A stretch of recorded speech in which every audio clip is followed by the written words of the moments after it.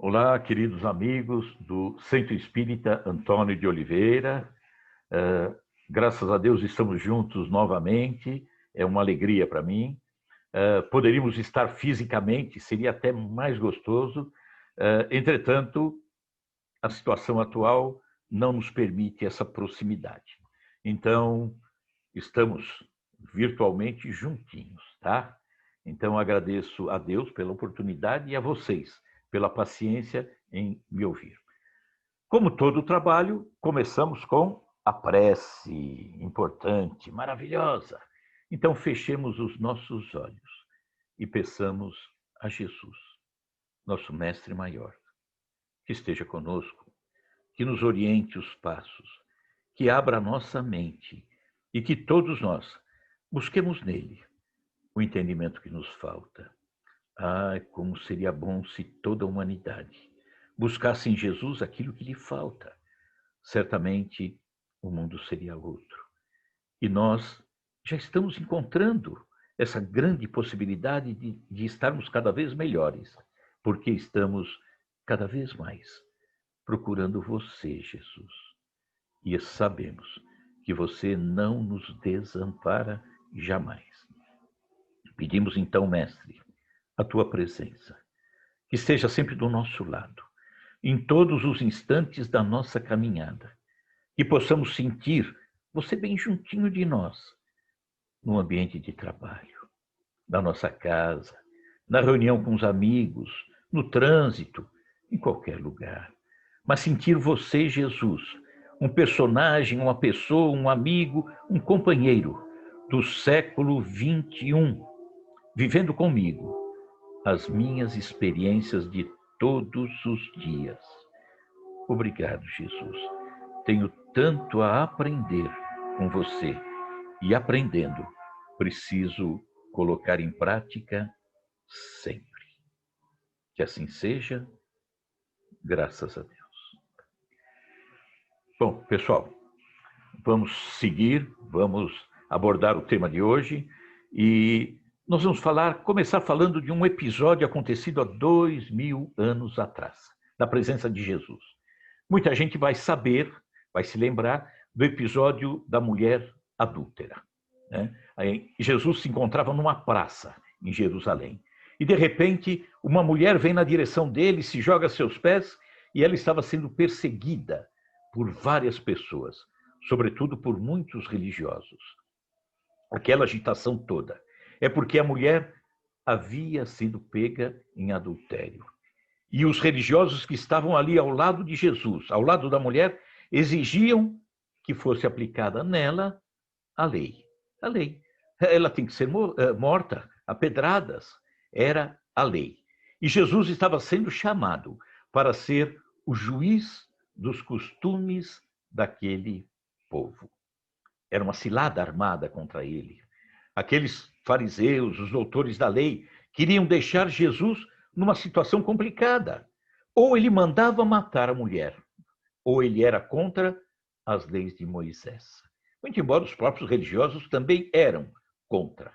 Por quê? Porque eles modificavam a lei. A lei, escrita por Moisés, dizia que, no caso de adultério, os dois precisariam ser mortos à pedrada. O homem e a mulher. Entretanto, trouxeram apenas a mulher. E Jesus, naquele episódio, surpreende a todos. Ele não diz, mate ou desobedeça a lei de Moisés. Não, não disse. Ele simplesmente disse, aquele que estiver sem equívocos, pecados, né? Como se entende pela maioria. Aquele que estiver sem equívocos, atire a primeira pedra. E Jesus se agachava naquele momento e escrevia no solo. Olha que bonito. Que mensagem está embutida ali? O que é Jesus escrevendo no solo? Ele estava escrevendo, talvez, o episódio, o que aquela mulher havia cometido, mas ele escrevia sobre o pó, sobre a terra. Ali é deserto. E o que ele escrevia? O tempo apagaria, a chuva apagaria, o vento apagaria. Por isso que depois de todo mundo sair, Jesus pergunta à mulher, Onde é que estão os que te condenavam? Ela disse: foram embora. Tudo bem. Ninguém te condenou. E nem eu te condeno. Só que vá e não erres mais. Faça o melhor. E diz que aquela mulher saiu da frente de Jesus com uma alegria renovada. O coração, numa paz que ela não sabia compreender bem o que viria a ser. Uma iluminação intensa, porque certamente Jesus havia entrado no coração daquela mulher e ela havia percebido a falha que havia cometido, né?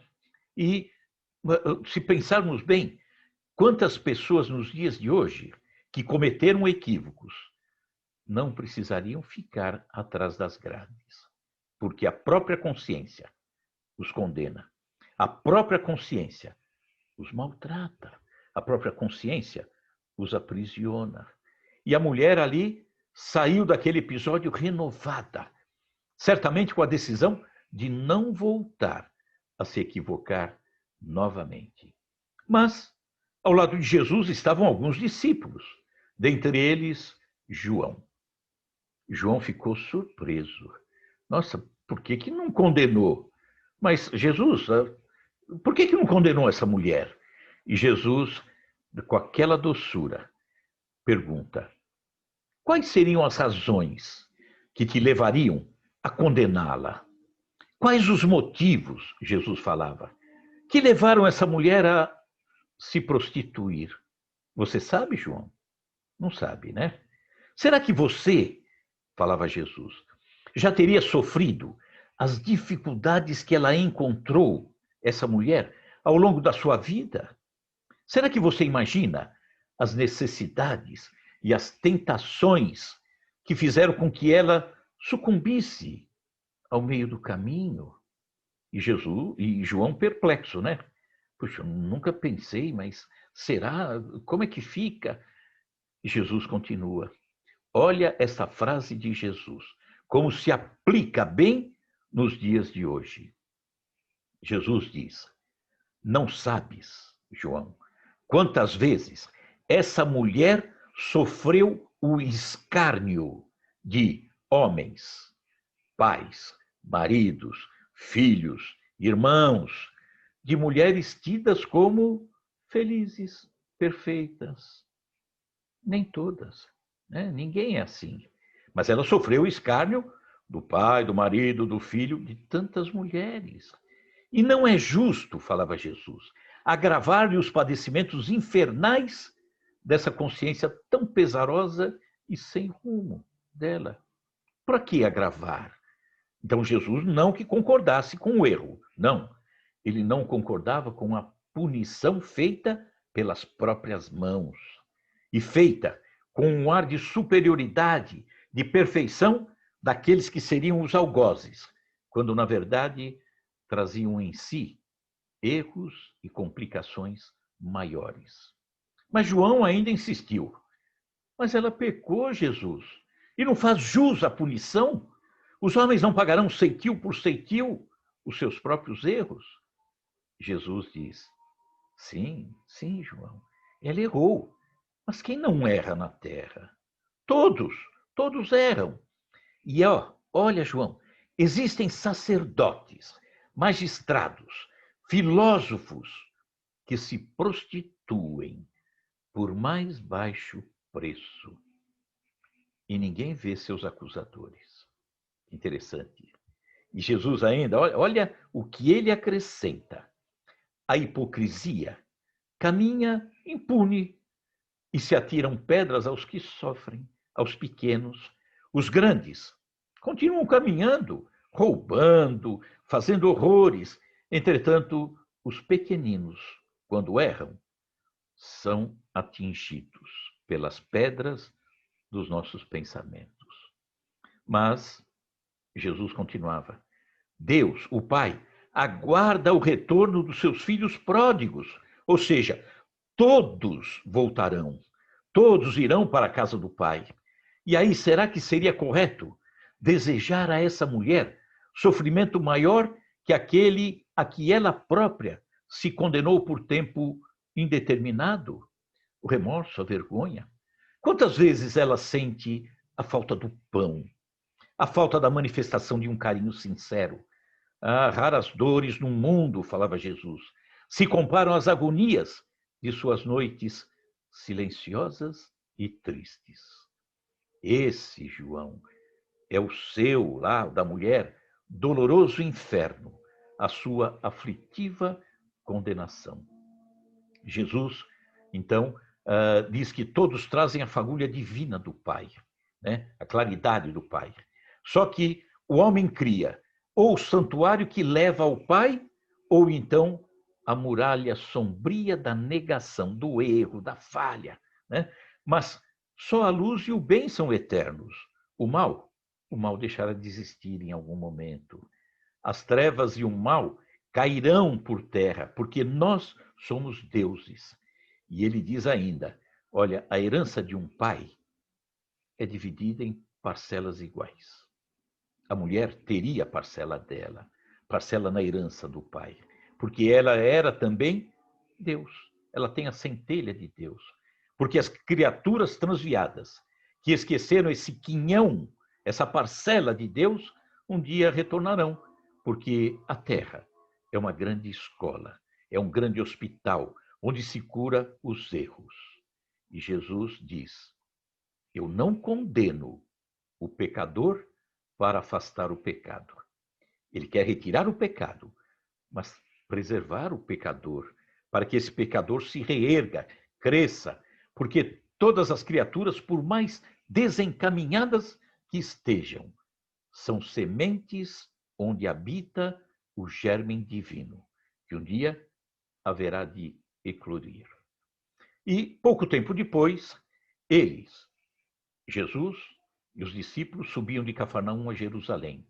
E ali, no meio daqueles rigoristas do judaísmo, fariseu, os doutores da lei, Jesus curava.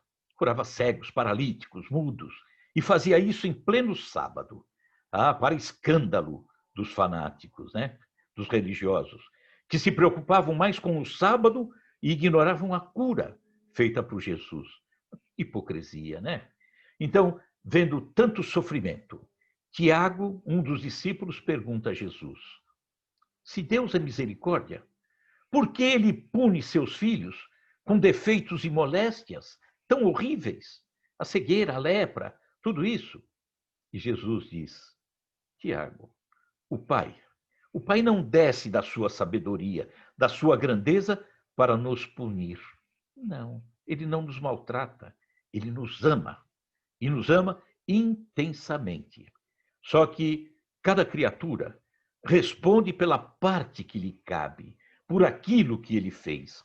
Quando a criatura abandona o trabalho divino, aquele que ele se programou para a presente encarnação, para viver seus caprichos, caprichos mundanos, ele cria a dor, o sofrimento, a doença. Só que deverá voltar para corrigir-se. Então, Tiago e João, nesse episódio, se recordam da mulher adúltera, que a multidão exigia o apedrejamento.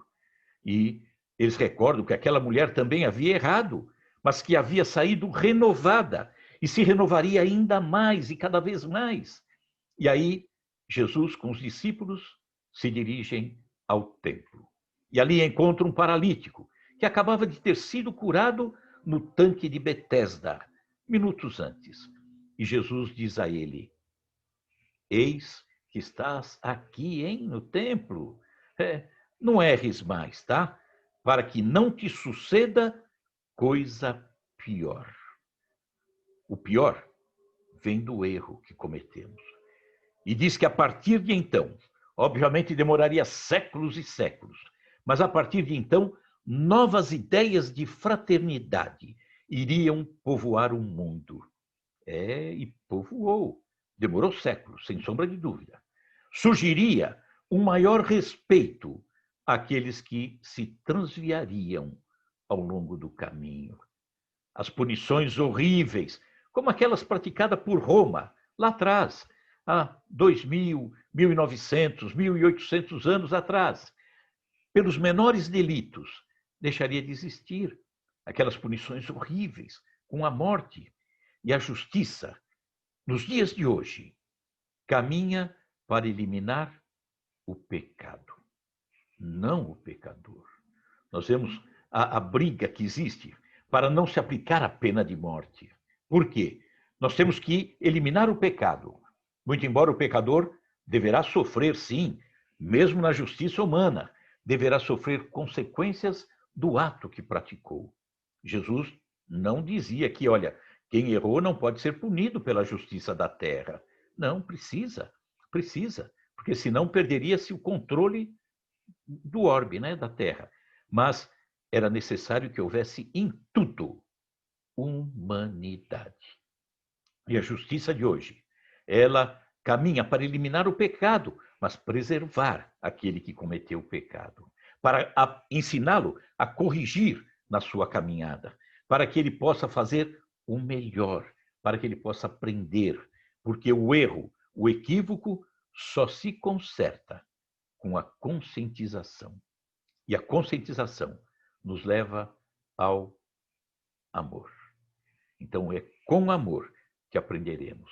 É com amor que precisamos ensinar. E é com amor que precisamos punir aquele que cometeu os seus deslizes na terra. Então, é preciso sempre mais conscientização para que a justiça se torne cada vez mais justa. E quando nós tivermos consciência do equívoco que praticamos, quando temos compreensão daquilo que fizemos e a nossa consciência assinalar, não será mais preciso a prisão para aquele que se autopune através daquela consciência sofrida, machucada. Porque esse que se conscientizou que não deve mais praticar o mal, que precisa amar, ele não repete o crime. Um dia chegaremos lá. Um dia a humanidade aprenderá que nós precisamos caminhar com a consciência bem despertada, bem aguçada. Porque ainda somos a mulher adúltera, e cometemos os equívocos, e que Jesus nos abraça e diz: vá, não erre mais, faça o melhor. Que todos nós aprendamos, então, a fazer o melhor. E para fazer o melhor, é termos sempre no coração Jesus nos ensinando. E em nós, o esforço, a dedicação, a seriedade, a perseverança. Então, fechemos os nossos olhos, já deu o nosso tempo, fechemos os nossos olhos e vamos trazer à nossa frente a figura serena e bondosa de Jesus, o nosso mestre maior. Sabemos, Jesus, que muitas vezes nos comportamos como paralítico do tanque de Betesda, ou nos comparamos à mulher adúltera que comete seus equívocos e que, no momento do padecimento, da punição, conseguiu encontrar Jesus. Encontrando Jesus, encontrou o amparo, encontrou o amor, encontrou a luz. E a partir de então, os seus passos se tornam melhores, a sua caminhada se torna mais feliz. Ela deixa de lado os equívocos até então praticados para, aprendendo, fazer o melhor. Que aconteça assim conosco, mas é necessário que tenhamos o esforço, a dedicação, a perseverança, e que tenhamos sempre você, Jesus, ao nosso lado, 24 horas por dia, todos os dias. Um Jesus do século 21. Que assim seja, graças a Deus. Vocês, queridos amigos do Antônio de Oliveira, uma grande alegria estarmos juntos. Esperamos que em breve possamos estar fisicamente, né? Porque a distância, da forma como fazemos agora, é muito importante, sem sombra de dúvida. Mas nada substitui o abraço, né? Que a gente possa logo, logo se abraçar, estar junto.